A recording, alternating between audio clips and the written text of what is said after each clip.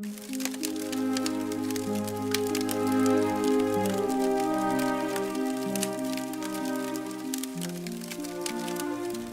there's my toasted cubed breadcrumbs, and that's going to be for the mixture right there.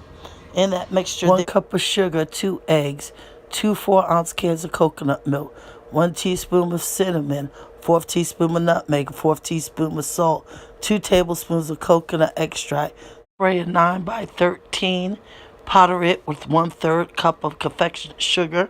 Preheat the oven to 325. And this is the coconut oil that I use right here. Coconut oil spray from Dollar Tree. Soak the bread in the mixture for about 30 minutes and then put it in the oven. Bake it for 30 minutes. Take it out the oven, sprinkle some coconut on top, and cook it for another 30 minutes. Don't forget, throw them likes up and subscribe.